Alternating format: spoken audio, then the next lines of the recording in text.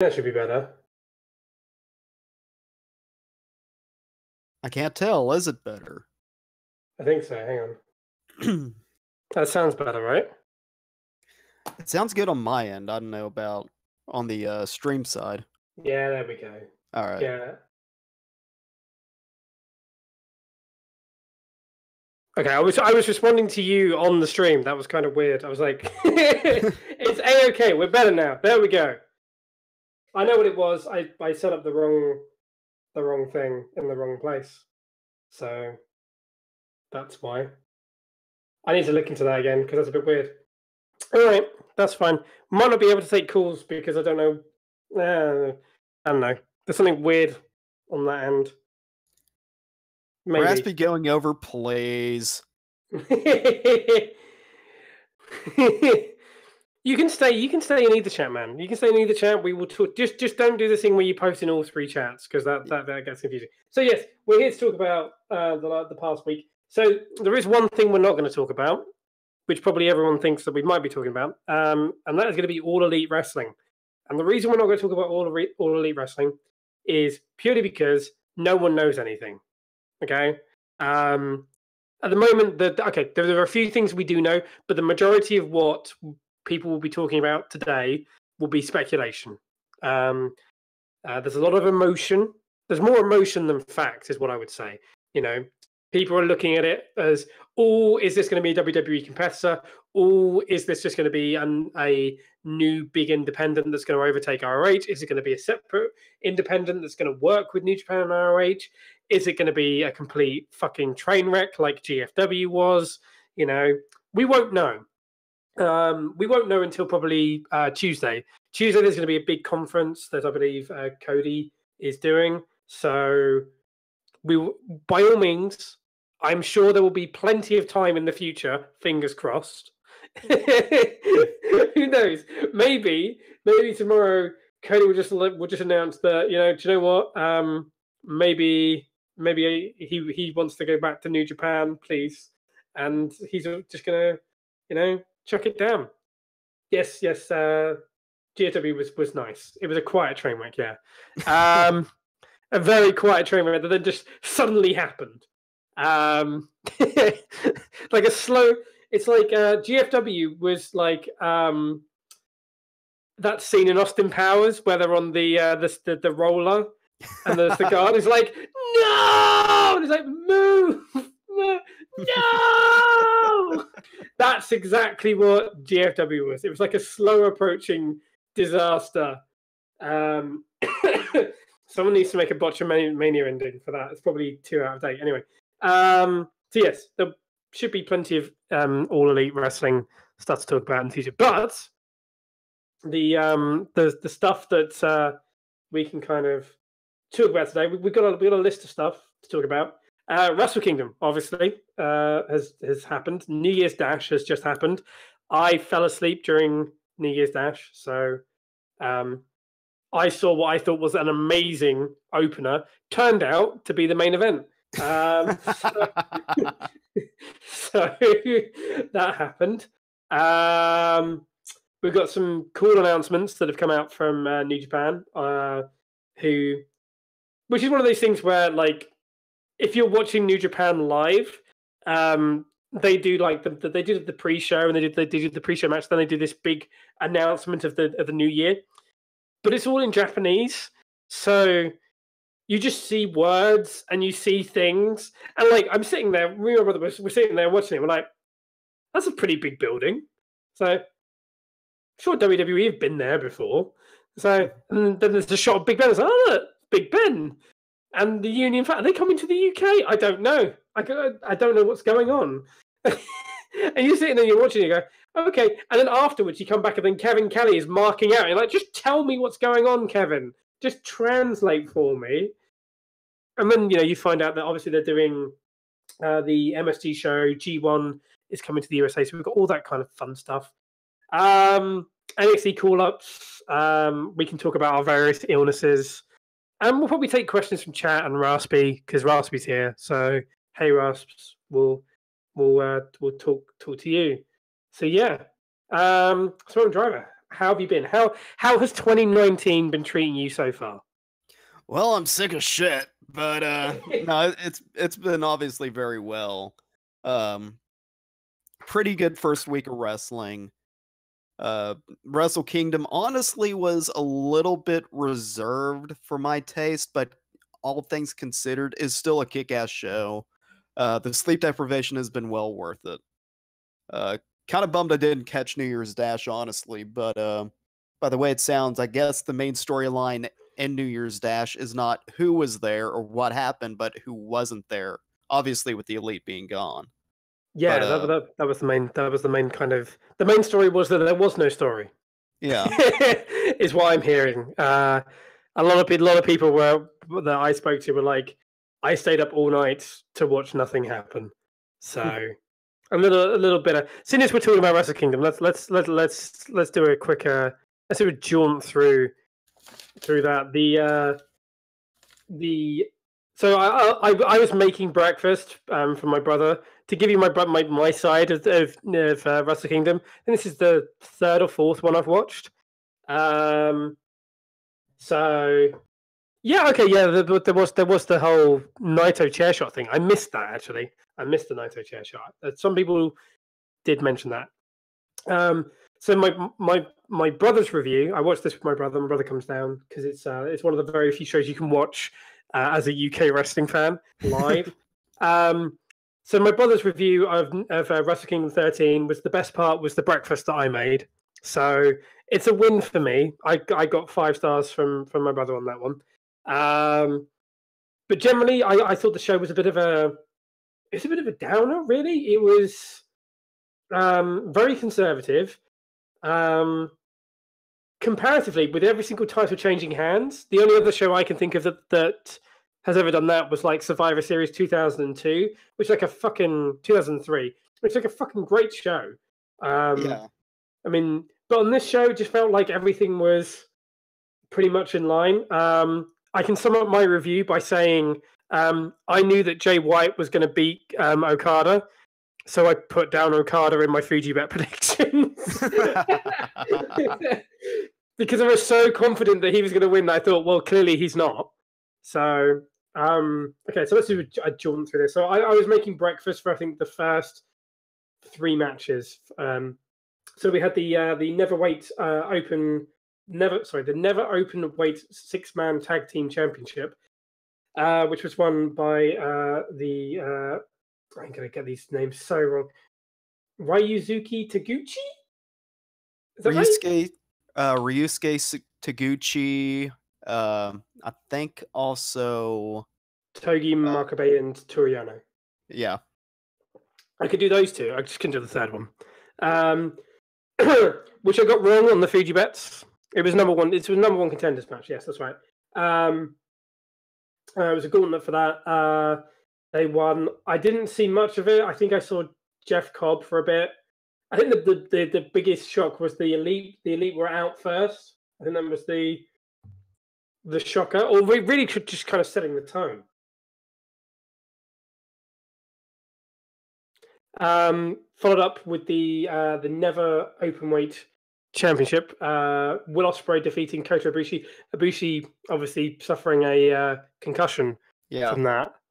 I'm shocked that he wasn't hurt more than what he was with some of the moves that they was just pulling out. Fantastic opener. Fantastic. Yeah. From what I saw from the kitchen, again, I thought it was pretty. For Kota and Will, I mean, it's like every single match with those 2 guys is always a "can you top this" kind of contest. Yeah, and realistically, it's like I'm sure they did some shit that was pretty cool, but to me, it was a really, really just solid hot opener.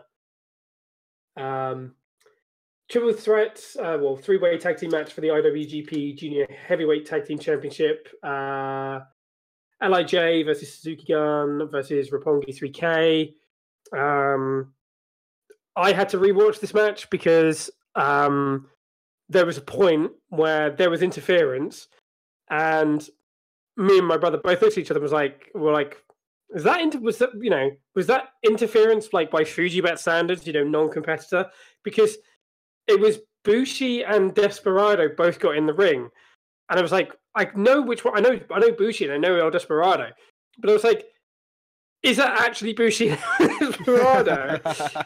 Or is it someone else? Like, because I'm sure someone came out as El Desperado and then unmasked it. They weren't El Desperado. I'm sure that happened at some point in like the past year. So that's what I thought had happened. So I had to rewatch this match. I mean, what do you say really about this? Again, a decent, fast-paced opening contest match. Yeah, way too short though, and I guess that's with the exception of the last 3 matches. It's just one of those things to where it was really, really, it's just basically been the entire thing of the show. Like, if they would have given like 5 to 10 minutes here and there to other matches, I think they would have been a whole lot better.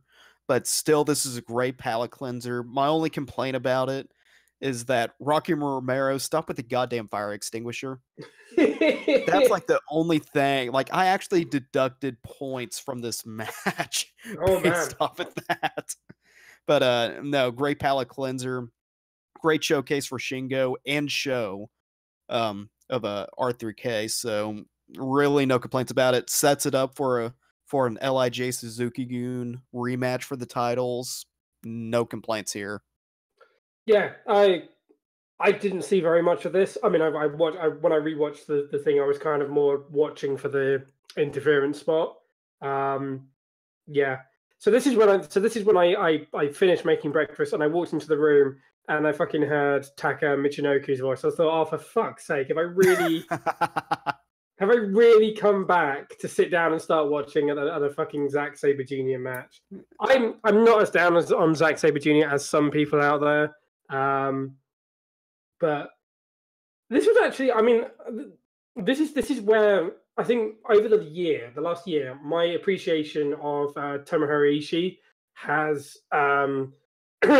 really increased. Like, I always looked at him. So this was the singles match for the British Heavyweight Championship. Ishii was the champion going in, and Zack Sabre Jr. was the challenger. I forget, Rev Pro. It's for Rev Pro, right? Yeah, it's for Rev Pro. So, like, I always looked at Ishii as just like this guy who looks like he is on death's door. Like, he walks like fucking Mr. Perfect did after his fucking back injury. Yeah. You know, that kind of, he's got no neck. And he just looks he looks like a guy who should not be able to go. Like, he shouldn't be able to work any kind of matches. But I watched every single one of his G1 matches live, and I was fucking impressed that this guy is like, he's a workhorse in a different body. Like, yeah, he's on another. He's not. I mean, okay, like he's not a Kenny Omega. He's not a Young Buck. He's not a Juice Robinson. He's not a Jay White or a Naito. He's not. He doesn't move around fast, but you just gain a new appreciation for this dude when you realize that, holy shit, he's hanging with some dudes in this. And this Zack Sabre Jr. match was probably one of my favorite Zack Sabre Jr. matches, because I always get on Zack Sabre Jr. because his hold transitions never make any sense to me. Like, he will go from doing an armbar to a ankle lock, and he will like not spend any time. I'm like, dude, pick a body part and work on it. And in this fucking match, he picked a body part and he worked on it. And when it came to the finish, it made fucking sense. So I was like, you know, I'm half enjoying breakfast and I'm half enjoying a Zack Sabre Jr. match. I'm all kinds of surprised, and it's like 8:30 in the morning. So, you know, I like this match. Yeah, I'll go ahead and say that it wasn't their best match as a duo, but definitely one of their best matches that they've had in New Japan. I think they may have had a couple in the past. I can't remember. Very good. Like, my point of this match that I'm still trying to wrap my heads around, did Ishii hit a belly-to-belly to a fucking Northern Lights? Like, I need think to go back. so. Yeah, I need to go back and watch this. I can't, like, that's like one big move that like really took me by surprise there. But that's probably my favorite point of the match, just because I don't think I've ever seen that kind of combo before. If they would have given this at least 5 more minutes, it would have been an easy 4-star match, like without a doubt. Like, it's still a solid 3.5, but it needed more time.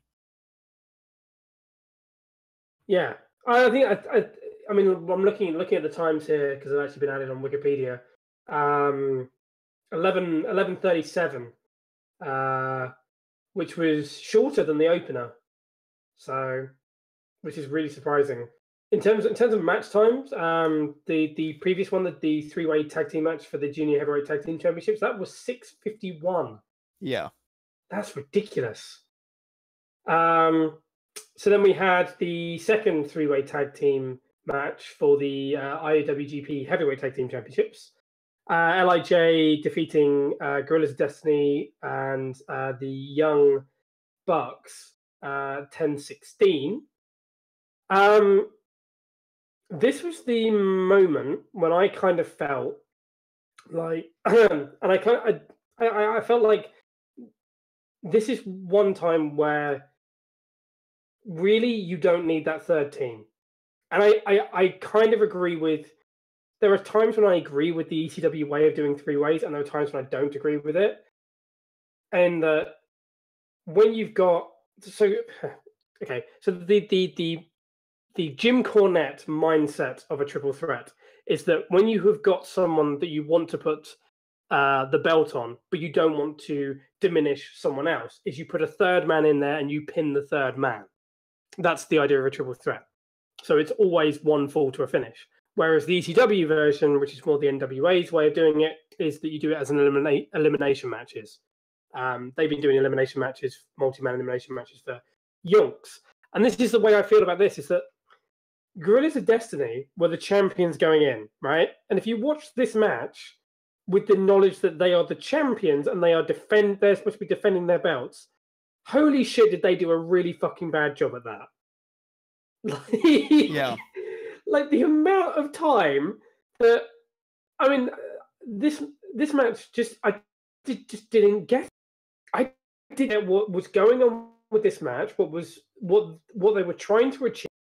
There was some good stuff from the Young Bucks, but very minimal stuff. Like the only time when this match got good was when it was Sonata and the Young Bucks and Evil and the Young Bucks. That was the only time this match was good. The Gorillas of Destiny were barely in, as far as I remember, and I might be wrong, but they were barely in this match. And they're supposed to be defending their titles. And it's like, the fuck are you doing? Like, Tama Tonga is just, I said this before we came on the air. I've worked out what Tama Tonga's gimmick is, right? His gimmick is that he is a smark. He is a guy that knows he's a fake fighter in a fake sport. He knows this. And so he just plays pretend. Like, he just doesn't, like, he's at ringside just because clearly he knows he's losing. So he just doesn't give a fuck. Like, he's walking around ringside being like, I'm a good guy, trying to shake people's hands. And I'm like, dude, you're not fucking Eddie Guerrero. You're not fucking fooling anyone. It's just, this match annoyed me. I felt like if this was a match where they had just decided to straight up fire the Gorillas of Destiny, strip the belts off them, and have a tag match between LIJ and the Young Bucks, this would have been one of the best matches on the card. Yeah. But the fact that you had Farley and Jado at ringside, just like, it just, you know. I really don't mind Jado and Farley being on the outside because this is the fucking Bullet Club we're talking about. They're trying to paint it more as a heel faction than when Kenny Omega was leading it. But, I mean, everybody got their shit in with this match. I'm really disappointed. Like, I'm more disappointed in their entrance attires than I was GOD actually in the match. Like, I can't tell if I couldn't tell if they was trying to go for like some sort of Mortal Kombat thing or what. I absolutely fucking hated it. I hate their new entrance theme. Maybe it'll have to grow on me a bit, but I couldn't stand it. But as a match in and of itself, it is a great spot fest. But again, dominated by LIJ. I actually gave this 3.75 out of 5. I mean, Jeez. it was what it was. It could have been awesome, but with LIJ, being more dominant, this being more of a spot fest sort of match than an actual what you would expect out of these three teams. Yes, I know, not being a spot fest, Young Bucks, hardy har, but it just could have been a hell of a lot better. I mean, based on what you just said, the fact that everyone got their stuff in, this reminds me of like back in the day, the 5-on-5 women's Survivor Series match. Where there would be like 3 to 5 competent wrestlers, and the rest of them would be the Bellas. And you would think, and you would sit there and you think, do you know what? If this was a 6-woman tag team match between those 5 girls that can go out there and actually work a match, and plus one, add a Kelly in there or whoever, right? And gave them 10, 15 minutes, you can have a really good 6-man tag match. But instead, it's a 3-man, you've got 6 people out there, you've got everyone trying to get their shit in, and at the end of it, LIJ wins. It's like, great. I tell you what, if you're talking about attires, fucking Evil, right? Evil needs to tone it. Evil needs to tone it down. Like, he walked straight into one of those metal posts because he couldn't fucking see where he was going. He had so much shit going on. He's like one of those people who's like, like the kids at school that when you get the dressing up box, they put on every fucking thing inside the dressing up box on. And like, dude, what the fuck are you? You're like some kind of spaceman with a sword and a rocking horse. I don't know. It was so bad. He was just like, I was just like begging him, just take the hood off. Yeah. Like, I could actually, like, every time he'd try to adjust the hood on the ramp, like, maybe the camera isn't watching. Maybe it isn't watching. Yeah, we're fucking watching. But he can't. The thing is he can't adjust his hood because he's got that thing. So in one hand, he's got the giant scythe that is just ridiculous. Which I fucking love that scythe. Don't talk shit on that scythe. No, I don't mind the scythe, but I swear that thing grows. I swear that thing gets bigger every year. Like, I swear that started off as like a thimble, and now it's like the size. It's bigger than him, right? Pretty soon, like by the time he gets into the main event picture, Evil's gonna have a fucking scythe the size like, remember Gundam Wing, the Death Scythe? It's gonna be a Gundam size fucking scythe. Oh yeah, I'm going to mark the fuck out over that. No, by the time Evil is in the main event, he's going to be doing the fucking pyramid head thing. He's gonna have a hood. He's going to have a hood that is the size of a family tent, and a fucking scythe that is like, that's going to be like scraping the top of the Tokyo Dome as he walks down to the ring. Oh, dude. Yes. I was just fucking book it. It's that whole Halloween costume disaster kind of thing where it's like, it looks really cool at home, but it's like when you try and then I mean, we've all done this, right? Okay, right.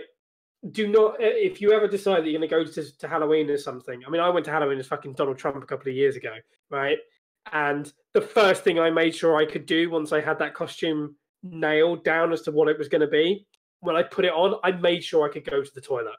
That was the important thing, right? I was like, the logistics of me needing to go to the toilet in this thing are very important, because if you can't, yeah, the tea has helped. The tea and the grapes have helped, NJ Brock. Thank you for showing up, man. God damn it. Right, where were we? Juice Robinson versus Cody for the IWGP United States Championship. Juice defeating Cody in 9:03 in a match that I am going to have to go back and watch because I swear the entrances were longer than the match.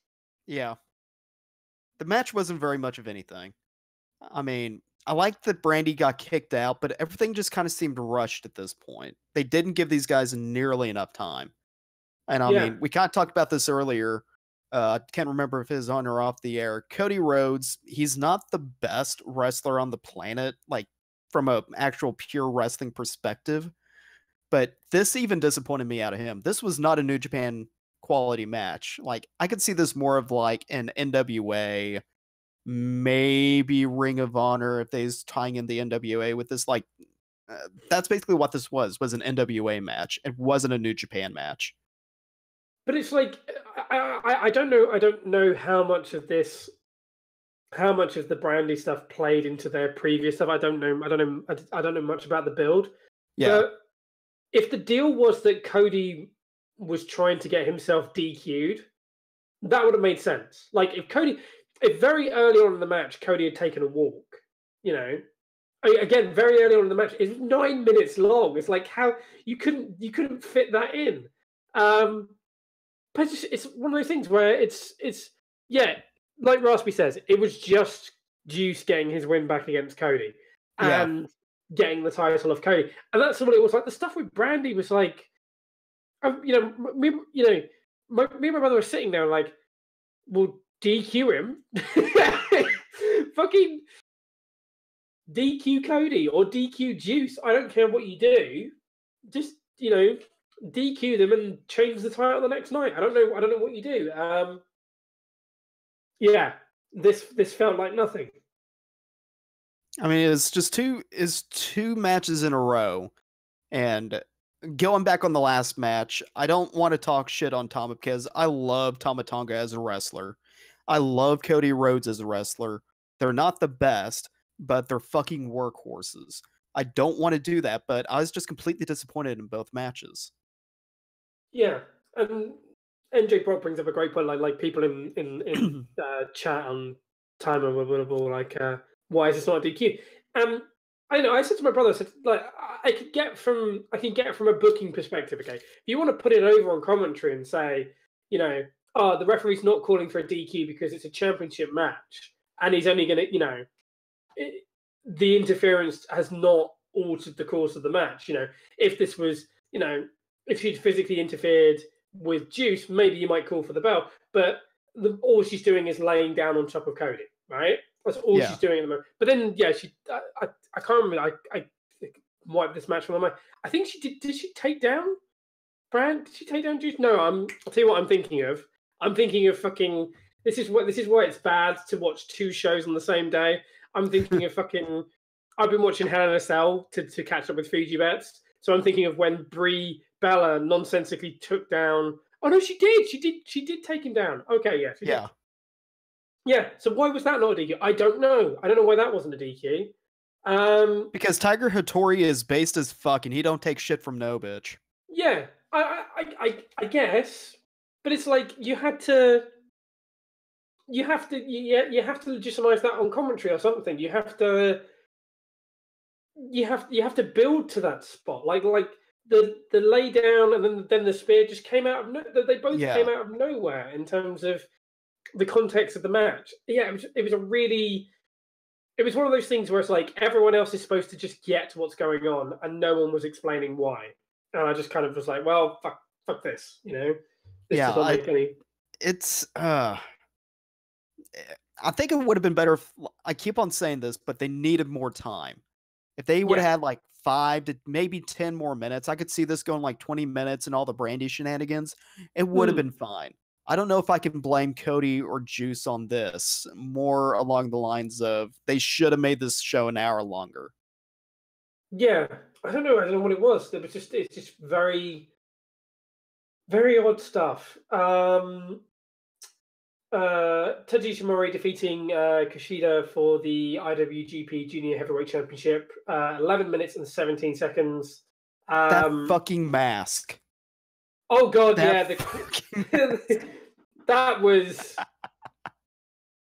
was creepy. I don't know. I can't remember if my brother actually mentioned the fact that he thought it was going to be like he thought it was a midget match. I don't remember if that was a thing. But I thought it was just a kid dressed up like him. Because during his entrances, they always show him as a kid wanting to be a wrestler. I thought it was a kid dressed up like him, but no, it's a hyper-realistic mask. Oh god, yeah. I agree with Brian Alvarez on this. I couldn't go to sleep after that because I was going to have fucking nightmares. I thought it was fun. I like the entrance. Oh yeah, Ryusuke Taguchi was fucking amazing. Yeah. Every time he comes out like Doc Brown, you know it's going to be a good time.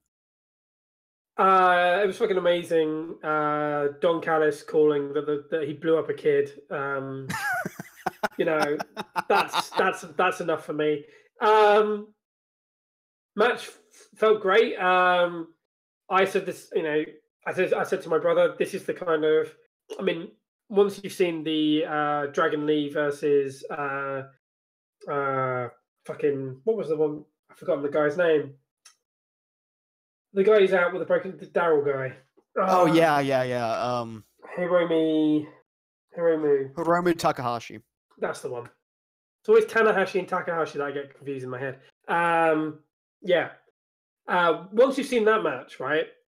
And there's no doubt, okay? There's no doubt in my mind the reason why Takahashi got injured, which was because they were wrestling a match at like 4 times speed. Yeah. Okay? Put that match on and put this match on, right, in VLC player, and in VLC, put the speed to times 4, and you will literally see that match is at 4 times the speed of this match. I was like, this match was fine. This was fine. This was absolutely fine in terms of pace, in terms of what they did and the moves they got over. You do not need to go. You do not need to go. You know, full. You don't need to go full Dragon Lee, for lack of a better word. I didn't know much about. I'll be honest. I didn't know much about either of these guys, but I feel like some of the stuff they did was a little convoluted. Like the finish was like a double knee thing. That was like butterfly lung blower. Yeah, which is a bit. It's a bit weird, but it's like it's a junior heavyweight thing. You kind of just accept it, you know. Yeah. My issue with that was the Tombstone Facebuster. That's just way too convoluted. I can get away with the butterfly lung blower because it's a finisher. You know, you can kind of have liberties with that, but the Tombstone Facebuster, that was one of the reasons I couldn't get into this match. It's a great match. Don't get me wrong. It's a fantastic match. Great showing for Ishimori. Good way to put him over, but I just couldn't get into it. No. I think it was kind of, it was arguably the death spot here because you've got Juice and Cody beforehand, which should have been a really good match, but it goes short and probably brought the crowd down. And then you've got this match before the technically the triple main event, which we will get into. Jay White and Okada. My money was match of the night, in my opinion. Like I think it's very difficult if you. I know this doesn't happen, right? But just picture this in your mind, okay? Picture that Vince watches other wrestling, right? Mm-hmm. And he sits down to watch Jay White versus Okada, right?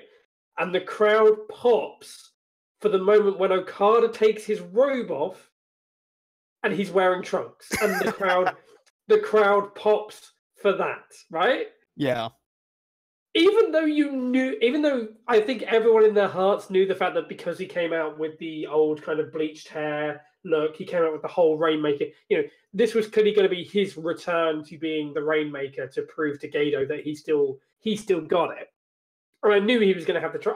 I thought in my heart of hearts he was going to have that.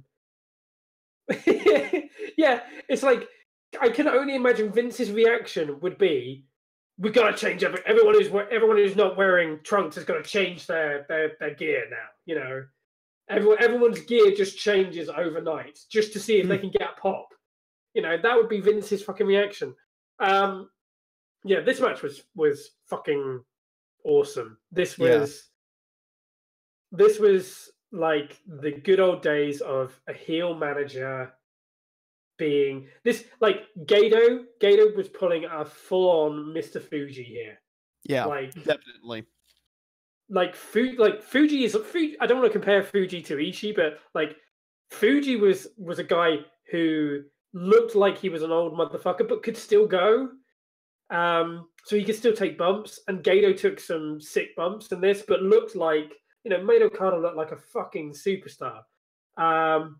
And Jay White just looks so strong now. Like this, this for me, in terms of story, psychology, all that kind of stuff. Chef's kiss. This was my match of the night. Yeah, this wasn't my match of the night, but it's still a very, very great match. Here are my notes on Okada. Regular Okada theme, Rainmaker attire, all caps. Okada's no longer broken. And immediately after that, Chono out of fucking nowhere. Because he ended up doing commentary at a Japanese side, but yeah, absolutely great. Okada, he shows that, he's no longer the broken Okada that he was. He's back, not necessarily on top of his game, but no more of that shenanigans going on. This shows Jay White, definitely puts him in a position to where he can either go after either the Intercontinental or after New Year's Dash, kind of get ahead of myself, going after the heavyweight championship. It puts him in that position. I don't think he's quite to the point of where he needs to be a solid main eventer, but he's a lot further along at this point in his career than what Okada was at this point of his career. So I think we have my thing with White, kind of the same thing I had with Tama Tonga. He doesn't have that spark in the ring. He doesn't have that in-ring charisma. Outside of the ring, he's got everything. As soon as he gets that in-ring charisma, you've got a genuine superstar on your hands. So I'm really interested to see where how White takes this and carries it from here on out.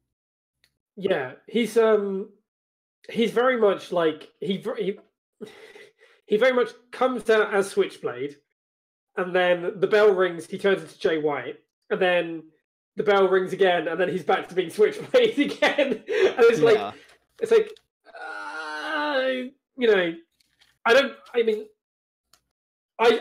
just want to see him. I think the thing is when you've got a finisher that is essentially a knockout move, the idea is you've got to be hitting more kind of neck and head based knockout maneuvers. You've got to be doing more. You've got to be building up to things with like DDTs, Ichigoroshis, and that kind of shit. Yeah. In my opinion, it's like one reason that I like Miz so much is because he does neck breakers and face busters and all this other shit, and then his finisher is a face buster. It's like that's say what you want to about the Miz, but his moveset makes fucking sense. And then you've got guys like Zack Sabre Jr. who can put on tens of thousands of holds, but they don't make any sense when they come to the end of your match. Yeah. Because if you want, thank you, Mr. Carlin. I mean, if you want to adopt the Michinoku driver, that's fine, Zach, but don't spend the entire match working a body part that's not the neck.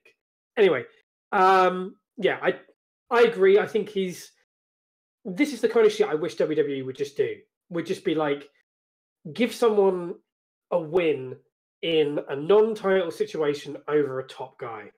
Just, have someone like fucking, it would be like Balor getting the pin on Reigns during a Survivor Series match, or fucking, I don't know, fucking Lars Sullivan debuting and pinning Seth Rollins, right? Yeah. You don't then need to, but the WWE's problem is that they feel that they have to immediately go and reverse that decision and 50-50 book it. But they don't. They don't have to in this situation, and it's fine. It's absolutely fine for Jay White to have victories over both Tanahashi and Okada. It's like, holy shit, this guy is, even though most people I don't think don't like Jay White, I think most people look at Jay White and think, yeah, he's a credible contender. And with what happened at New Year's Bash, where he actually, walked around the ring wearing the belt for a couple of minutes just to get some heat, I could see him wearing that belt. I could see him with that belt. Yeah, may not be this year, but definitely within the next couple of years, he's going to be wearing the heavyweight championship without a shadow of a doubt. I mean, they've got something truly like homegrown on their hands right here with him. And And not only did he look dominant in this match, like I said, Okada looked a hell of a lot better than he has within the last year coming out of this, even with that loss. So I think everybody wins in this situation. Naito versus Chris Jericho. No DQ for the IWGP Intercontinental Championship. Going 22 minutes and 35 seconds. What did you think of this? What the hell is up with Naito's mask? Is he Boris War? The proletariat Boar? You know? What the fuck? I don't know. Oh, my nose is getting stuffy. Naito's eventually going to kill himself. I swear to God. I swear to the gods. That spike DDT on the table that didn't even budge. Oh, God.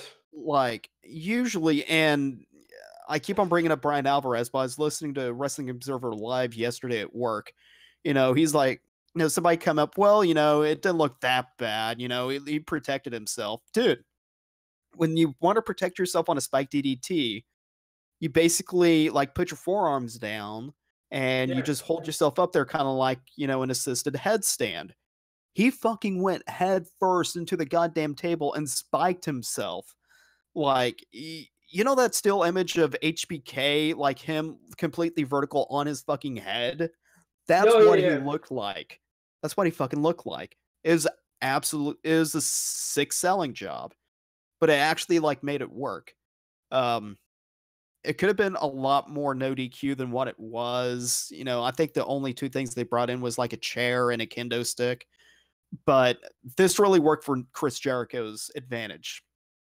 If this was about 15 years ago, it would have been a lot more high spots. We would have seen a lot more high flying maneuvers. But now that Jericho's pushing like 50, 55, something like that, this is the kind of match that he excels in New Japan.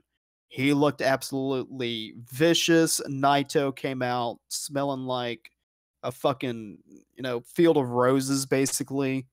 Oh, yeah. Destino ends up getting the Destino reversed into the code breaker was pretty freaking good. That's basically where they kicked into third gear. Naito with the two Destinos, new champion, 4.5 out of 5. This was absolutely amazing. This is what a title match should have been on this card. So the last no DQ match I saw before this was Jeff Hardy versus Randy Orton, Hell in a Cell. So that set the tone. No screwdrivers through the ears, so that's at least one thing. Yeah, I mean, this was purely for Chris Jericho, really. This was Chris Jericho decoration. The table spot was ridiculous. Yeah, Jericho at his age, at this age and this time, I think he probably could have gone 15 minutes without the stipulation. I reckon he could have had a good 15-minute match with Naito without the stip. But it would have probably involved a ref bump or two, or some, you know, letting them go, wrangling, you know, kind of stuff, to get this fully over. Yeah, I was disappointed that Naito didn't pull out a Stardust either. I thought he was going to do one Destino and then get a 2, and then he'd go for the Stardust with like a bunch of chairs over Jericho, like get all the chairs, just put them all over Jericho, and then do a Stardust into all of the chairs. But, you know, I don't know. I liked this match. I didn't, you know, I'm not a big no DQ guy on the face of it. Jericho looked fine. Naito looked fine. I tell you the one thing though, like the moment that Naito tossed that belt again, holy fuck, did the crowd turn on him? Oh my god! Like, he had not learned. Like, I think he thought he could legit get away with it because he's Naito, but he threw that belt and people were like, oh, "You fucker!" Like, that is how over the title. Like, again, imagine Vince watching this show, and the two notes he takes away is that titles are over, and so are trunks. So, like, who knows? Am I an Aerosmith fan, Dave? I don't know. Not really. Why? I don't know. You're gonna have to follow up on that joke for me. Yeah. Yeah, he's treating it a little. Yeah, he didn't break it to the point where they actually had to have the entire thing remade. As someone did point, I think my brother pointed out, the IWGP Heavyweight Championship has got it's got one of the diamonds is missing. So I don't know I think it was missing. I think they finally got it replaced. Well, when they showed the close-up of it, there was a big hole in it. Oh, I see. Dream on. All right. Thank you, Dave. That was an amazing joke. Yeah, maybe that's the actual funding for AEW is that diamond. They've popped the diamond out of the IWGP title, and that's the actual funding for it. So yeah, Tanahashi, Kenny Omega, IWGP Heavyweight Championship, going 39-14. Tanahashi defeating Kenny Omega. My personal thoughts: flat finish, like out of nowhere in terms of like, I'm just gonna hit like this felt very much like a John Cena. I'm just gonna hit my move and pin you. Fuck you, kind of ending. Love the. I mean, Tanahashi has gotten so much out of a fucking dragon screw. I mean, fucking hell. I don't know if that has always been the case. I don't know. Has that always been the case that he could just that he does a dragon screw and everyone just marks the fuck out for it? Yeah, he's for as long as I've been watching New Japan, which was right after Bullet Club got formed. That's one of his trademark moves, and he sells it like $1 million goddamn dollars. Dear God, I mean, this was a showcase of Kenny being the workhorse that he is. I mean, we'll talk about it in a minute. And Tanahashi just showing that he can still be the top guy.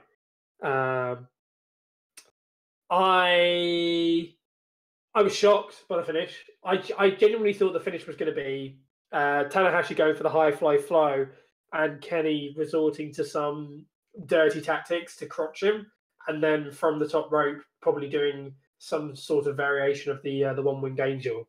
I thought that was going to be the finish. But it was interesting that they did the high fly flow and Kenny kicked out of it and then did it again and Tanahashi got the win. That was the thing that was surprising for me. Not hitting the one-winged angel again, protecting that finisher like an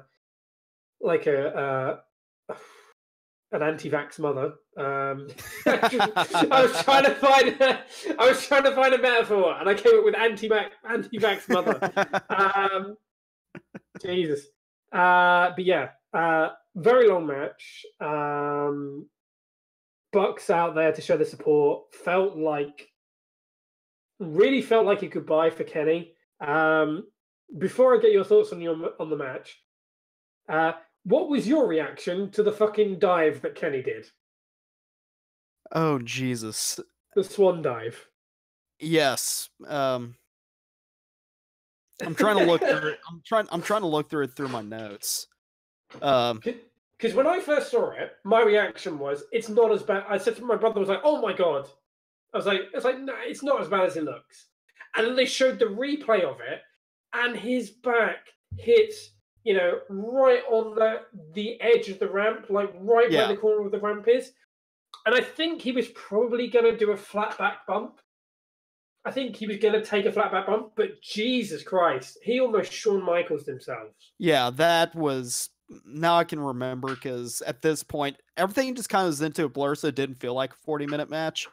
But like thinking about it now, holy shit, that it had to hurt. But watching it, like, is one of those matches to where everything, again, it flowed so well, it didn't feel as long as it did. So I guess it kind of glazed over that point. But Yeah. Um, People said, like NJ Brock saying it went 5 to 10 minutes too long. I think it went the perfect amount of time.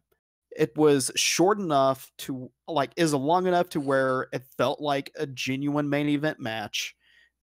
Good for Wrestle Kingdom quality, but it was short enough to where it wasn't a slog. It hit right at that golden point. Kenny Omega, first off, his fucking entrance, I fucking loved it. Like, I'm a huge Undertale fan, so the fact that he pulled that out, absolutely amazing. Um, let's see, everything, like, I kind of had a laugh when he is on the outside, like chanting, "He's gonna die, he's gonna die." I fucking love that part, but yeah, showcase of both these two guys, Kenny Omega, wherever he goes from here, whether it's WWE, AEW, stays in New Japan. This was a showcase of his athleticism. This showed Tanahashi. I think this is going to be a swan song as far as the main event's concerned, but this is a hell of a beginning to a swan song. Um, that fucking avalanche full Nelson suplex from the top rope. God damn, that looked vicious. Oh, Solid jeez. 5 out of 5. Absolute 5 out of 5. Great match. No questions about it. And unlike Dave Meltzer, I'm stopping at 5. This was Yeah, you couldn't ask for a better main event. I think the one thing that they got over here is that Kenny Omega is like a punishment sponge. He's like he's the guy that basically can go for 60 plus minutes and just absorb all your punishment. Yeah. And I think the story they were trying to get over was the idea that Tanahashi was like, yeah, you might be a punishment sponge, but I'm just going to keep trying to wring everything I can out of you until you basically just give the fuck up. So yeah, it was for me, the finish just came out of nowhere because I was genuinely expecting Kenny to win. I thought they were going to do title change, that they changed every single title. Yeah. I thought it made more sense to not change the last one. Yeah, I honestly thought that the Intercontinental and the Heavyweight Championships were going to be defending successfully because, like I said, when you go through all these title changes, especially with New Japan, you usually can expect about 4 out of 5 times that if there's so many title changes in the mid card and then the undercard, that the main event's going to be a retention. And that obviously wasn't the case. That obviously wasn't the case here. Maybe it had a lot to do with AEW, with so many people leaving. Who knows? But I don't think it had any like negative effects on the event as a whole. No, But no, it was a fairly conservative Wrestle Kingdom, in my opinion. I preferred last year's. oh yeah, But they're doing 2 days next year, which is bizarre to say the least. I guess because they're probably going to feature a lot more talent. Who knows? I don't know. I don't know what the deal with doing 2 days is. I mean, you got 10 minutes. I think it's because first off, it's 2020, but also it's on a weekend, so you don't have anybody at work. Why not do a big fuck off, huge event because you've got the time to do it? And about that time of the year, you've got a standing contract with the Tokyo Dome. So I think, especially with their US expansion going on, I think they've got a lot of things under wraps that not everybody is privy to. So it's going to be really interesting in 6 months when they start to do the build up to Tokyo Dome, where everything goes. Maybe a little bit closer to the G1, but I think we're going to be really surprised by this. My nose is starting to fill up with horrendous amounts of mucus.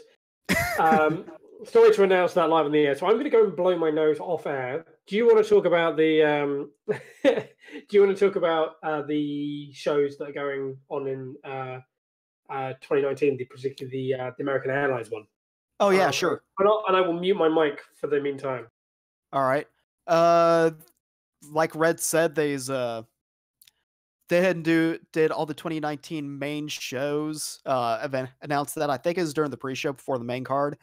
Going to start off in Nashville, Tennessee. Actually, not Nashville, Tennessee. They're going to start off, I believe, January 31st. January 30th in Los Angeles for the New Beginning USA tour. February 1st, they are going to Charlotte, North Carolina. February 2nd, they're going to Nashville, Tennessee. So if you're on the East Coast or even if you're in the Smoky Mountain region, go to Nashville. I'll get to Dallas in a second. New Beginning in Sapporo, February 2nd and the 3rd. New Beginning in Osaka, February 11th. New Japan Cup going to be in Niigata, the 23rd and the 24th of March. G1 Supercard in Madison Square Garden, New York, going to be on April 6th. They're going to be in Aichi in April 20th, 420 Blaze It. Wrestling Dontaku in Fukuoka, May 3rd and 4th. Best Super Junior Final in Tokyo on the 5th. Dominion 6-9 in Osaka Hall on, of course, June 9th.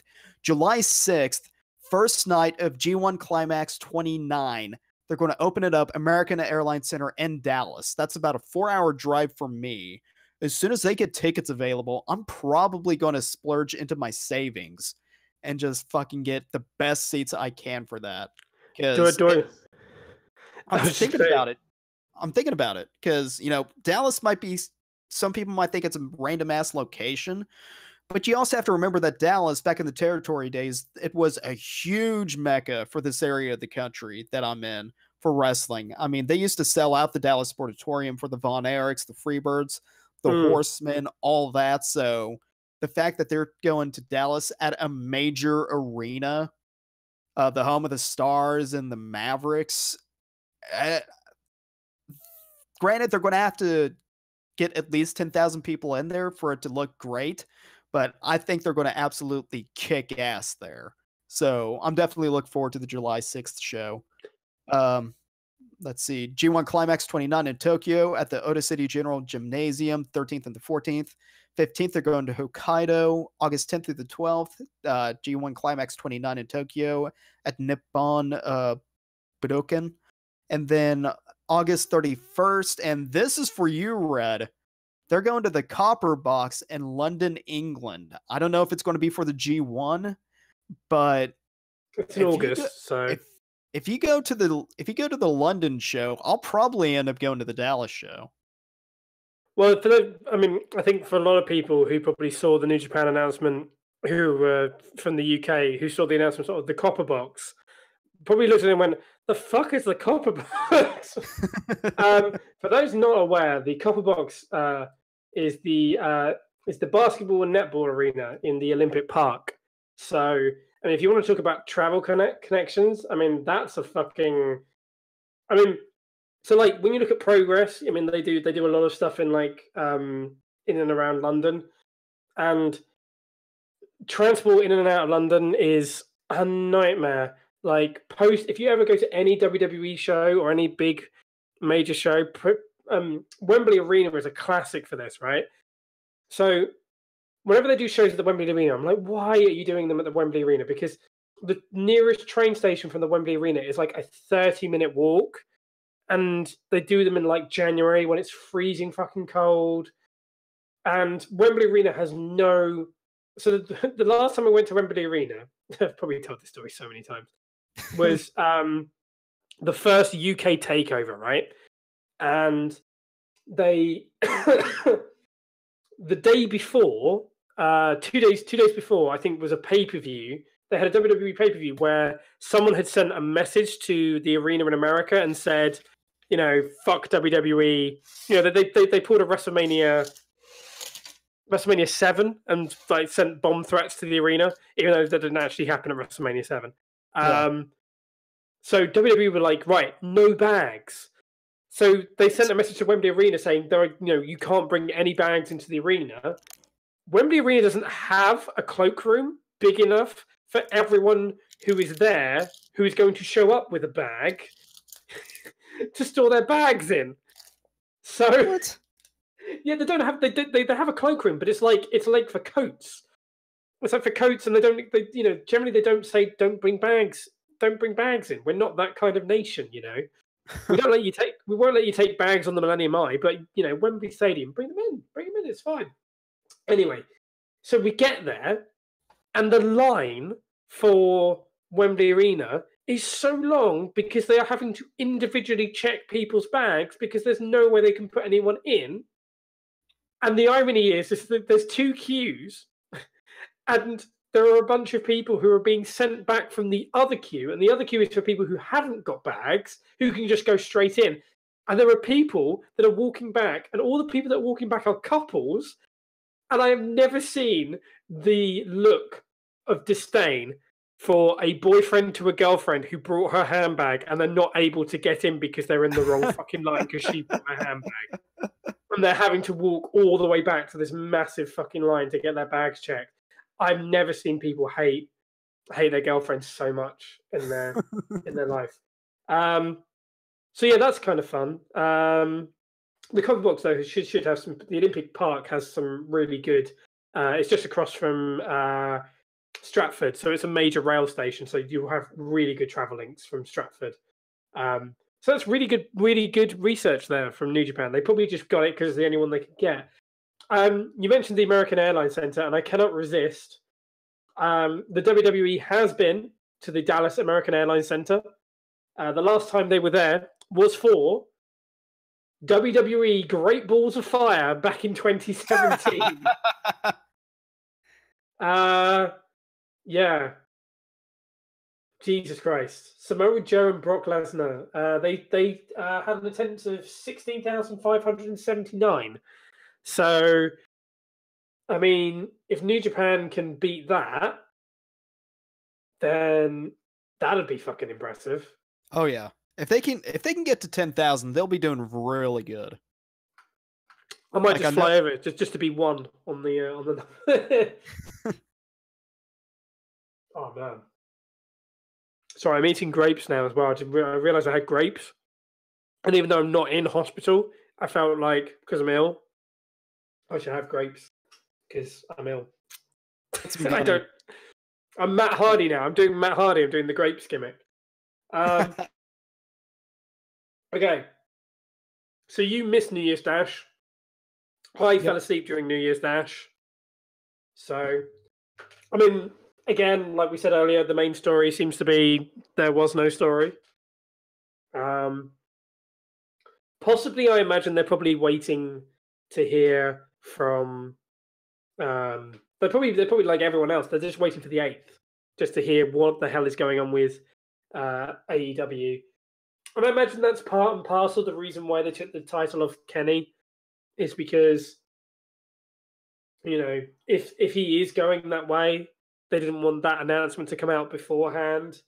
So who knows?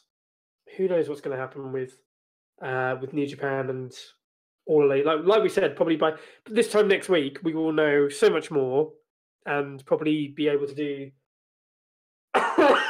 call-ins and let people come along and tell us what they think about that. So, couple of bits and pieces to talk about. I guess we can round this off. One thing for the people who are listening is this is a trial run of the show. Back in the day, me and Cobra used to do this. We used to do this, I think, for about like an hour and a half. I think we went 2 hours once, but that's because we got obsessed with talking about Kane, as you do.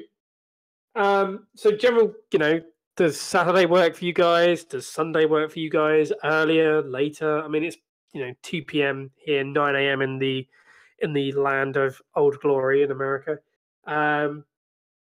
So what works for you guys? We'll be willing to adjust. Obviously, we're gonna try and chuck this stuff up on YouTube pretty much soon after, so you can listen along. So one thing we're going to be doing is we're going to be relaunching, like we did back in the day of the no-show, is we're going to be relaunching the Jobber Championship. Now, for those who are not aware how the Jobber Championship works, it's very simple.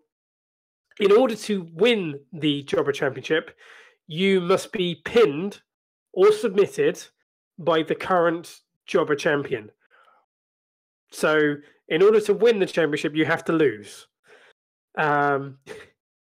we will elect the first ever Jobber champion. With this Monday Night Raw this week will be our inaugural Jobber champion. Whoever loses the first match, they will be our Jobber champion. Yes, the Belt of Curses. Lots of places have done this before, but hey, we're gonna try and follow the Jobber Championship. It gives me a reason to try and read Raw results, but we'll keep a track of it. We'll follow the usual WWE rules. 30 days with no defenses, then it goes. It becomes vacated. Can't lose by DQ or by count out for the meantime. And I have no reason. I have no hang-ups about it being a multi-gender title. I think women should be able to win it as much as men. So yeah, and it's the person that is pinned. So if it does happen to be defended in a tag team match, it has to be the Jobber champion pinning someone else. So that's the important thing. What else is going on? Oh yeah, so we would like, I believe there is probably only Raspy is still watching, possibly NJ Brock. So we want to kind of open the shows with doing like reviews of wrestling. And sometimes it's good to do, what's currently going on. And there won't always be a pay-per-view on, and there probably won't be a pay-per-view next week, and possibly we might end up talking about AEW for 2 hours next week. But what we want to do is we always want to have something in the as a backup plan, if you like, or a forefront plan to front load what's going on. So what we want is we want people to recommend, or not necessarily recommend, but suggest a show to watch. Obviously not an entire. Thank you for suggesting Body Slam. If it's on YouTube, that's great. If it's on the network, that's great. If we have to find it by some illicit means, that's fine. But I think a good thing for us to do would be to watch a show and then just kind of review it. Yeah, I mean, whatever, Raspy. I mean, drop it into the radio chat, and we'll consider it. Yeah, sure, Eddie. I mean, it depends what your recommendation is. I mean, my suggestion was going to be we go and watch Halloween Havoc 1997 because that's a show that happened, or even Halloween Havoc 1999. Oh God, that is a show and a half. New Blood Rising is always a really good one to watch. I want to kind of avoid doing WCW stuff because I can do the first months of TNA's existence off the back of my head. I need to go and watch that shit, man. I can rattle that off. I can do that right now. I don't want to do WCW or kind of WWF in like the 90s and 2000s because I know Brian and Vinny and Craig are doing that and doing a fantastic job at it. If you haven't seen, they've currently just got into the 2000s, which is like I'd say it's my forte is 2000. And if I had to have a specialist subject on Mastermind, the year 2000 of WCW would be my specialist subject because I fucking love that shit. It's so. I mean, you get a month. Imagine this, okay? You get a month of Vince Russo. You get 2 months of Kevin Sullivan booking. Then you get 6 months of Eric Bischoff and Vince Russo, and then fucking flying by the seat of their pants. I think it's Tony Schiavone, Terry Taylor, and someone else booking the rest of the year. So yeah, so we'll take any suggestions. Maybe a 10. I don't know if OSW review are heading there. That's the only other thing I don't want to do. Is I don't want to do something that someone else has already done to death, like Starrcade 97. I don't want to do Starrcade 97 or WrestleMania 9 or I don't know if OSW review are heading there. What would your suggestions be, Samoan Driver? Oh God. If we could, like, maybe some older NWA stuff, definitely some old TNA stuff. If we can find it, maybe New Japan. I really would like to do some indie stuff, like maybe some ICW, some Progress. Well, Raspy would work. Raspy has posted 2 links. They seem to be YouTube links. I'm going to click them. This is a risky click, guys. Oh, Let's see. oh, it's a 30-minute free match. We could watch a 30-minute one. Yeah. Oh, here's a free show one. Okay, hang on. Okay, yeah, we could do. I'll tell you what, we will do that. We will watch Body Slam, WrestleFest 2 from. By the looks of it, is it from? Whereabouts is this from? Raspberry, is this from? I think it's from Denmark. Denmark, right? Isn't it? Was it Sweden? It's one of the Nordic countries. It's Viking wrestling, right? Let's see. Bodyslam.dk. I'm pretty sure it's Denmark.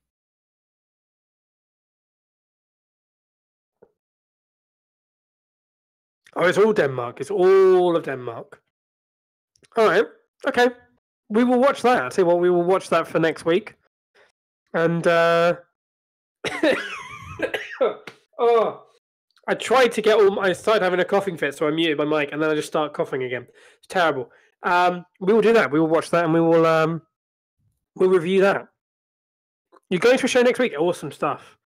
Blah blah blah blah blah blah. What was the other thing? Oh, so in terms of content on this channel, possibly Monday night, possibly starting this Monday.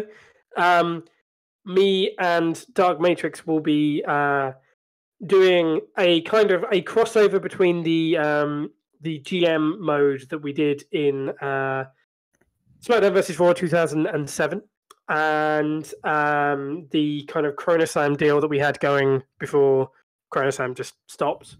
I blame relationships for that one. Don't ever get into a long-term relationship, guys. It's just not worth it. Don't fall for the devil vagina magic, dude. There was actually a recommended YouTube video that came up that said, "Don't fall for the vagina trap." And I looked at that video, and the thumbnail was just some greasy-looking guy standing in front of a whiteboard. And I was like, man, I bet your handwriting, I bet you're going to write loads of shit on that board, and your handwriting is going to be really bad.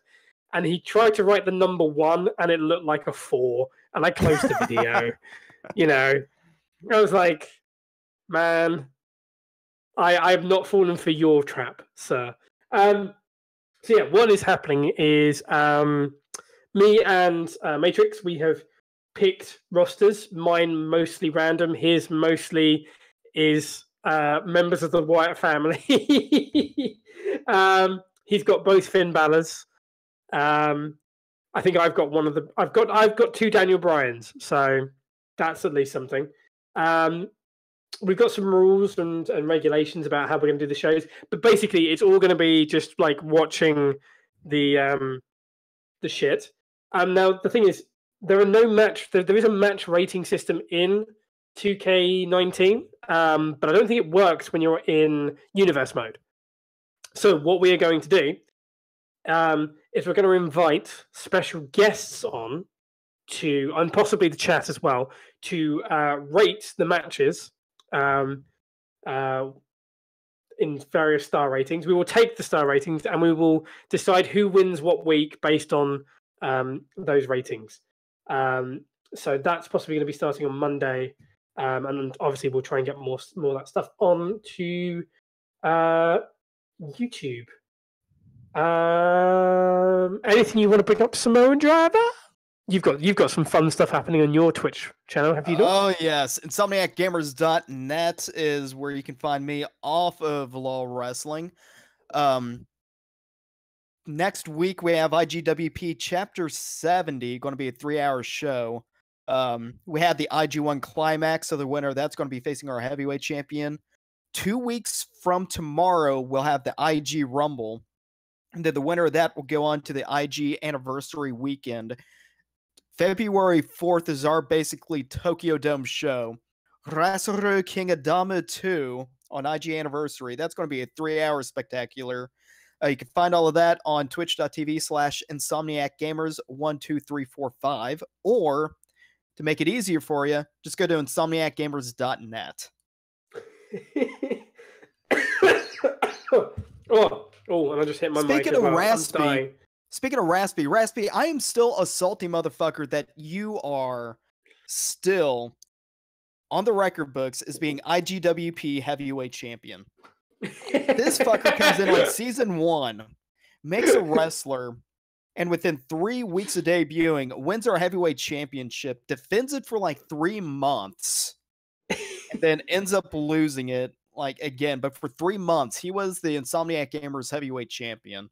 And I will never let you live that down, you son of a bitch. I'm just checking the roster here because I'm pretty sure now that I realize what's going to happen, I've now just realized that So Matrix drafted Curtis Axel because he knew that if we were going to do this voting strategy, that he needed to draft Curtis Axel because then he guarantees Raspy's vote. So, Raspy, I'm going to have to say to you, you can't just give Matrix the win just because Curtis Axel is on his show. If Curtis Axel doesn't show up in a match, that's Matrix's booking. Okay, that is his booking problem. I will mention that we came up with 12 pay-per-view names. And they are amazing as far as I am concerned. I'm going to read these out because we came up with these on the fly, and I think they're pretty fucking awesome. So the one I came up with was Climate Change, spelled Climb It Change, which is our Money in the Bank pay-per-view. True Survivor, Rage in a Cage, Trick or Treat, Victory Royale, the G-Spot Climax 69. Matrix wanted a pay-per-view called Chrono Slam. Okay. Last Men Standing. Clusterfuck. Spotfest, which is our Extreme Rules / SummerSlam pay-per-view. Boxed In, which is apparently going to be an all-in, all-elimination chamber. Matt, I don't know how the hell the game is going to deal with the fact that we're going to put Elimination Chamber as the only match type. I don't know. And we couldn't decide what we were going to call our WrestleMania, so Dave in chat said we should just call it Dave. So, so our WrestleMania is called Dave. So, so that is the GM mode that is coming up. So, I guess we will end the show talking about 2019 and predictions and stuff. So, Rumble. The Rumble is coming. Ooh. Very soon. 27th of January. I mean, it's literally 4 weeks away. Well, 3 weeks away. And a bit. I'm interested. I mean, every year I'm always interested in the Rumble because I feel this year it's not a foregone conclusion. But I can't necessarily pick one person who is clearly going to win. Though should we talk about the thing the idea that I pitched? Go for it. Oh God! Right. So Samoan Driver mentioned before the show. He said I agree because if Roman Reigns was in the company right now, I reckon Roman Reigns would win it. And I said, yeah, but he could pull a John Cena and be the number 30 entrant, and he's not got leukemia as bad as we think he's got, or even worse, that the entire leukemia thing was a work.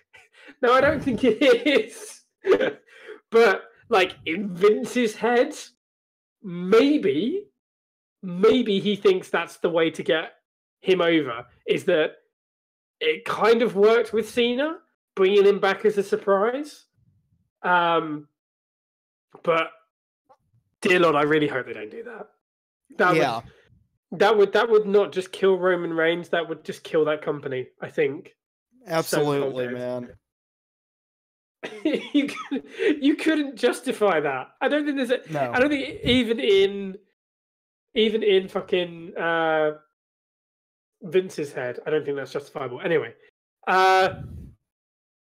predictions for the Rumble. Who's your pick? Who's your pick, Driver? I'm actually going to go with Samoa Joe. Ooh. I'm going to go with Joe.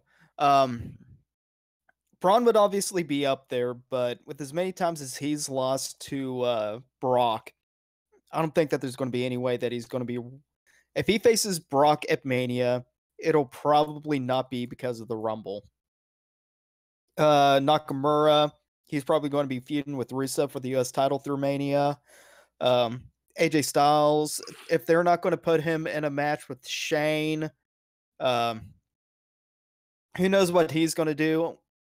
Ain't going to be The Miz. It ain't going to be Shane. They're probably going to end up feuding through Mania. But yeah, I think it's going to be Samoa Joe. They need somebody big and bad to go after the title. Who better than Joe? Yeah. Yeah, and a heel. I mean, I hear that, the whole shtick recently has been getting heat, so it does seem more likely that a heel would win it than a face. The only thing I could think of is that they bring.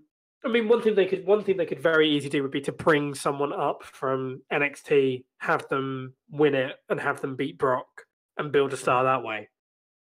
Like they could. I don't think they do. I mean, okay, so we've got the call ups with like Lars Sullivan and those kind of guys. But I could see them bringing someone like Aleister Black up, yes, and just having him tear through. If I had to pick someone who's currently on the roster, I think they might even give it to Balor. I think there's enough confidence in him this year. I mean, his feuds with Baron Corbin was awful, to say the least. He's not really been featured that much. He's still kind of in that mid-card area. He hasn't won a title on the main roster. So I think unless you're going to feud him with Dean, but I don't think you are, I don't think Seth and Brock would be a good fit, personally. I think they could definitely have a match, but I don't think they'd be a good fit for Mania. I genuinely, I can see Dean Ambrose and Seth Rollins having a no DQ match at Mania that stinks out the whole place. Oh God. I just want them to have a normal wrestling match first, please. But my pick is going to be Finn Balor. Nice. That's going to be my pick. We've kind of talked about NXT call-ups. Mm-hmm. Who do you reckon by the end of 2019 is going to be on the main roster? Obviously, you can't pick Lars Sullivan and Heavy Machinery and Lacey Evans because they're kind of already they're there. Yeah, same with EC3 and all that. Yeah. Let's see. I could honestly see Ciampa and Gargano getting the call up as a DIY because I think they'd be over as fuck as a tag team. Possibly them. I could see either Io Shirai or the other Joshi wrestler down there that she actually tag teamed with. I could see them getting the call up for the women's division. Aleister Black before too long will probably end up making it up there. So I mean they got enough top talent to where if they wanted to do a call up, those would probably be the ones one of the 5 that I'd do. Yeah, I'd definitely take DIY. Aleister Black definitely on there. Raspy dislikes heel DIY. They would have to come up as faces. Yeah, I think they could come up as faces. I think they could easily. I thought so. So this was my thought when they did the triple threat with Aleister Black. My thought was that this will be the kind of the bury the hatchet of the feud. Because what you can easily do is you can easily have Gargano lose. You can have Gargano lose the match. You can have Ciampa lose the title, right? That seems to be the fitting ending for the story, right? Yeah. Or even the other way around is Gargano doesn't get pinned and Ciampa gets pinned and loses the title. And that could be the point where the hatchet is buried and that they have both fought so hard for something and torn themselves apart over it that they might as well come together and bury whatever hatchet this is and go to the main roster as faces. That's certainly one thing you could do. I think they will come up. I think Dream is in that dangerous spot where he could come up, but he could just get so buried. Yeah. With his gimmick is so. The only way that he wouldn't get buried is if he has a dominant NXT title reign. Yeah, but I don't think he's going to get that. Yeah. I think Dream could come up, but his gimmick is so easy to manipulate and pull apart and do different things with that I could just see them fucking it up. I could see them fucking that shit up so badly. But yeah, I think Aleister Black, DIY, Velveteen Dream will all be on the main roster by the end of 2019. I think by 2020 we'll probably end up seeing the Undisputed Era. I don't think quite yet, because I think Adam Cole needs to win the NXT Heavyweight Championship. Yeah, I think it needs to be. They could bring them up. They could bring them up as a big factor, but it's like why bring them up now? It's like there's no. I don't think we need to see another invading force from NXT just yet. I mean, like Sanity kind of did it, but didn't. So I don't know. I'm just reading Raspy's comment here. The sooner Gargano turns face to Ciampa trying to subtly manipulate him a bit too hard and wins the touch from him in one final match, the better. If this shit gets any more smart pageantry, we're going to end up with Tues fucking way... What? TUEs? The Undisputed Era. Oh, the Undisputed Era. Right. Way too fucking long tag team reign being instantly fucking wasted on something that's already insanely over. Yeah. I agree. I don't mind the heel and heel dynamic. I don't mind it. I think it's the same way I felt about Sami Zayn and Kevin Owens. I thought it's interesting. Oh, there's a good idea. Yeah, NJ Brock, who are going to be the first ever WWE Women's Tag Team Champs, the Iconics or the Boss Huggers? I think it's going to be the Iconics, because if they don't do something with them soon, they're going to go like way to the wayside. And this comes from somebody who absolutely hates their gimmick. But I'm gonna go completely the opposite direction here. It's going to be the Balor Twins. You shut your whore mouth. It's going to be the Balor Twins. I can even tell you how it's going to go. Right? They do the standard WWE. You look at any time WWE just does a tournament, right? Okay. So what happens is the clear heel team, which I imagine in this case is probably going to be. I want to say it will be the Iconics, but I think they're probably too over. I think it will probably be some combination of like Alicia Fox and Mickie James, right? Mm-hmm. I think some kind of combination of that, right? They will get the easy trek through. They'll have like a bye through where another team gets injured or someone from another team gets injured. And it will look as though, oh my God, they've got through. There's no one. Alicia and Dana, there we go. Alicia and Dana Brooke, right? So they get through to the final. It's like, these are going to be your main tag team champions. And everyone's going to be like, no, it shouldn't be them. It should have been, that they win. And then it's like, no, but there's one more team. And then the Bellas come out. And the Bellas win. Oh, God damn it. Because total divas. The sad part is that would completely make sense from a WWE perspective. That is the sad. I mean, what I'd like to do at the end of 2019 is replay this part of the show back and just be like, oh God, he was so right. He warned us. Do a full Charlton Heston. You damn You ruined it. You destroyed it. Blew it up. God damn you. Yes. Okay, let's do some crazy predictions for 2019. I highly suspect that. I tell you, hang on. This is one thing we should also talk about. Let's talk about Bray Wyatt, right? Bray Wyatt has been off television for a long time. Luke Harper's been off television for a long time. Eric Rowan's been off television for a long time. Okay, they're all rehabbing injuries to their pride and personal relationships. In the case of Bray Wyatt, do you think? Okay, how would you re-debut these guys? Because like Bray tweeted saying "New Year, new me." You know, he did the whole deleter of worlds thing with Matt Hardy. Does he just go back to being straight Bray Wyatt? I don't think he can. Like, Bray Wyatt as the non-spooky Bray Wyatt, or are we talking like Husky Harris Bray Wyatt?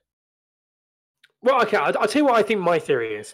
I think Bray comes back doing the same sort of gimmick, but I think he goes more in the Bo Dallas direction. I think he does it as where he's like, I can actually see him doing a sort of Far Cry 5. Is it Far Cry 5? Yes. Far Cry 5 kind of gimmick where he comes back as like a preacher-esque gimmick. I can see him doing that. That's what I think. I think he's going to do and come back as and have these. I think he could come back as a religious preacher. I think. Yeah, basically like what Bray Wyatt was when he first debuted the gimmick like years ago on NXT.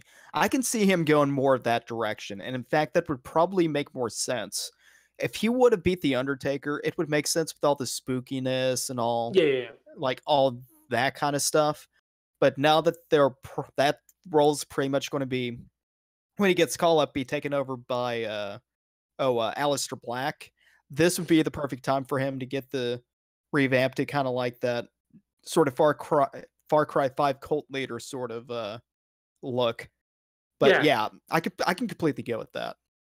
I think if I was writing it myself, I would have him come back as completely cleaned up, and then like you have Black debut and you have that kind of side pulled out of Bray, almost doing Reverend Devon-esque shit, but more psychological and less. I don't know what WWE's like, but that's what I would do. I would literally just copy. I just boot up Far Cry 5 and just play that game and then just copy that. That's what you need to do. Yeah. For Bray Wyatt, in before he comes back as the fucking Funkasaurus 2, but who knows with WWE? Yes, Devlin. Yes, I don't think Devlin is going to beat Pete Dunne for the UK title. I think they're probably going to send Balor to the UK to the NXT UK division to try and lead it. I have that feeling. Ooh, possibly. I don't know. Yeah, I don't think so. I think probably Joe Coffey. I think Joe Coffey would be a pretty good NXT UK champion. I mean, Joe Coffey has to be a serious heel in Britain because his last name is Coffey, not T. That's a terrible joke. I'm going to blow my nose. -3 stars on that. -3 stars. That's shameful, Big Daddy. Shameful. I didn't hear a word you said because my ears popped when I blew my nose. I'm going to talk about man-sized tissues now because apparently no one knows this. I'm just to put over how ill I am. So there's these things in the UK that are called man-sized tissues. Apparently this doesn't exist in the US, but they are essentially tissues that are a little bit bigger. They're rectangular size. I'd say they're about. I mean, you can look this up on Google if you want an image of this. I'd say they're about what 20-25 centimeters by 15 when you you know, when you get them out. Now, they've always been kind of, no, I wouldn't say marketed, but like tongue-in-cheek marketed as, you know, man-sized tissues for man-size messes. If Oh you God. if you get where I'm going, right? So I blew my nose at right. So this illness, I've had some pretty bad illnesses, right? And the worst I've had recently was like one that was just like completely tore up my throat and I couldn't speak. Um, it was It was absolutely horrible. This one, for some reason, is just all nose. It's all nose, and it's just like I sound nasally anyway, but like my nose is completely full of mucus, right? So I blew my nose earlier, right?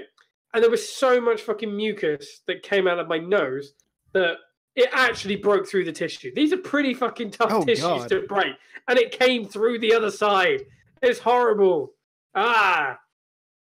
So yeah, there you go. Man-size tissues.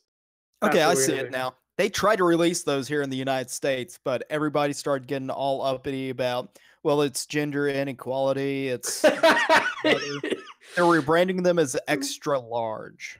Yeah, yeah, they tried. They tried. They're all right. They're good. They're actually really good quality tissues, in my opinion. And I don't see why they're man sized, but that's the thing. Um, do we want to go through like all the I mean, we could go through like all the titles in the world and like guess who's going to be on. So what? Who do you think is going to win the G1 this year? Oh God. That's another Probably prediction. if Jay White doesn't win the championship before then, definitely Jay White. I mean, they're positioning him in kind of taking over the mantle that Kenny Omega did as the top Gaijin or Gaijin, Mm. however the fuck you want to say it. I'm pretty sure it's going to be Jay White. I am going to pick Okada because Really, Okada? I think it's going to lead to. I think Jay White is going to pick up the title without the. I think if he wins the G1, it kind of gives some legitimacy to his title reign. Like he deserves it. I think part of the Jay White character is that he's talented, but his shortcuts undermine him. So I think having I think having blah blah blah. I think having Jay White win the title some other way, and then having Okada win the G1, that leads to the whole. You know, Okada is technically 2-0 at Jay White. You know, it's like Okada's got the briefcase, but he hasn't beaten Jay White, and I think we could even see Jay White beat Okada at Wrestle Kingdom, possibly. Ooh. Across 2 days. They have either that or Okada and Omega both come back to New Japan, and the only reason why they're going to have Wrestle Kingdom 14 be 2 days is because the second day is going to just be Okada versus Omega for 24 hours. That's a possibility. That's a possibility. Do you think we're going to see? Do you think we're going to see Brock Lesnar versus Pete Dunne? I honestly, we probably won't, but I still want to see that. Yeah, I want to see that match. I want to see Pete. I want to see Pete Dunne break Brock's fingers, and because the thing is, it's like Lesnar got so much out of Daniel Bryan. He got so much out of Samoa Joe. He got so much out of AJ Styles. It's like he could get so much out of Pete Dunne that it would be fucking amazing. Yeah. It was fucking amazing to watch Pete Dunne, especially if Pete Dunne comes out wearing whatever the fuck he was wearing 2 years ago on that fucking NXT show when he looked like he was auditioning for fucking Les Mis. Is it very some French revolutionary shit? Okay, apparently we need to know that a thread exists on Reddit. Hang on. Kushida is either the most evil or the most stupid person in the history of wrestling. Okay. Kushida is a terrible, terrible person. He's extremely self-centered, travels through time, chooses only to follow my... Yeah, okay. Yeah, okay. Major dark events have happened that Kushida could have stopped. This is true. Oh God. He knows that Rockstar Spud never meant to pull down Swoggle's pants in TNA. Oh, Jesus.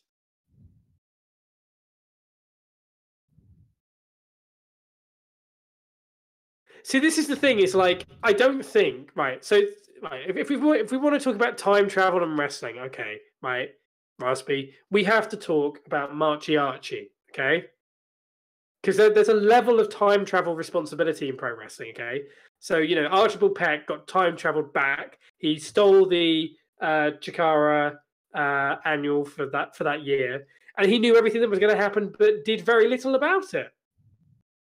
So, I mean, I think there's a whole, do you sit back and just watch?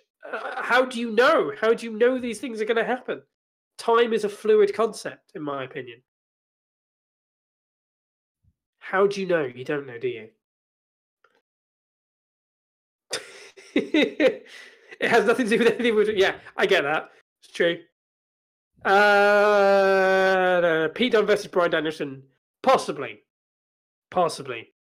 That would involve Daniel Bryan leaving WWE.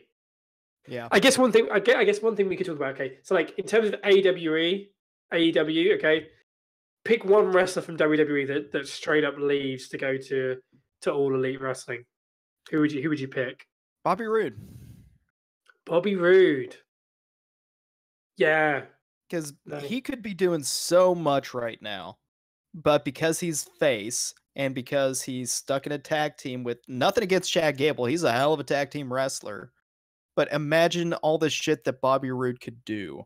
Especially if they wasn't so top heavy on SmackDown. So Raspy says Gable. NJ Brock says Dolph. I am gonna say Samoa Joe. I think Joe. I don't think Joe's getting the Rumble rub this year. I don't think has he had a Mania match? Has he missed? He hasn't had a Mania match either. So yeah, I think if Joe comes out this year and he doesn't have his fucking Samoan dancers from Bound for Glory and does a fucking Samoan dance entrance. Man, I hope they do that. Yeah. I mean, yeah. I like the fact that NJ Brock says Dolph. If Dolph Ziggler is waiting for that Brazzers contract. That's what he's waiting for. He is waiting for that. Waiting for the deal. Well, Raspy, you don't have to wait too long. We'll probably be off the air in a couple of minutes. Thank you very much for those of you that have listened. Even more if you picked up on YouTube. Please go and follow us at LOL Wrestling. Come find us at twitch.tv/LOLWrestling.tv and follow us on here to get alerts on when we're going to be on. For now, we will plow on with the same kind of idea. Next week, we're going to be talking probably mostly, I imagine, about All Elite Wrestling. Hopefully, we will have the audio situation sorted. Hopefully, we'll also have a logo so we don't just have these two giant red blocks that say no on them, because I feel that's getting me over. Because the audio is a bit fucked at the moment. I need to fix it and work out what's going on. I think we could try. I mean, we could try this and just like let's if we do that with Raspy and we do move him there, move him back in. Hey, Raspy. Hey. NJ Brook, can you hear Raspy on stream? I don't have a mic, so audio is probably weird. I mean, I can hear Raspy. Yeah. I'm assuming Raspy's now here on stream. So what? You can't hear me? We can hear you. Oh, okay, good. I thought. Yeah, we can hear you. Cool. Right. Well, now I'm just going to remove your permission. So there we go. Thanks very much. So that showed that. Yeah, we'll do call. I tell you what, we'll definitely try and do some call-ins next week and talking about probably from All Elite. wrestling. We're going to watch that that Body Slam show, or try to. I definitely will try to. I'll probably actually watch it straight after this because I'm going to be ill as hell. So I'm going to be sitting in my bed. And that'll probably be a good thing to put on in the background. Hopefully, what will happen is I will watch, fall asleep, wake up during the main event, and think, "Man, that was hell of an open," like I always do. So that would be that. Fingers crossed, we would have had our first week of Monday Night Red and that kind of stuff. So yeah, anything you want to plug, Samoan Driver, before we kick this shit off the air? Yeah, just the usual stuff. You can find me on insomniacgamers.net, twitch.tv/insomniacgamers12345.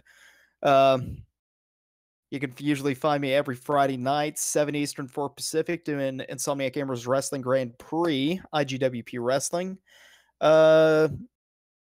Yeah, that's pretty much all I've got. Follow us on Twitter. Follow us, hit us up on the Discord, and I think I've done everything for all of our social media, haven't I? I believe so. We do have a Facebook page that no one controls. So go find us on Facebook and just join that page because no one moderates that shit. We can't actually get access back to it. I tried to convince Facebook. I'm like, look, I control this domain. Can I have my Facebook page back? No. Okay, fine. Yeah, I believe that is everything. We will be back. The same bat time, the same bat channel. Talking about some more wrestling stuff. Thank you very much for stopping by, guys, and we will see you all very, very soon. Thank you very much, and we'll hopefully be less ill as well. Hopefully, cool. If I'm still ill next week, then that's it. I'm done. So yeah. All right. Thanks very much, guys. Bye bye.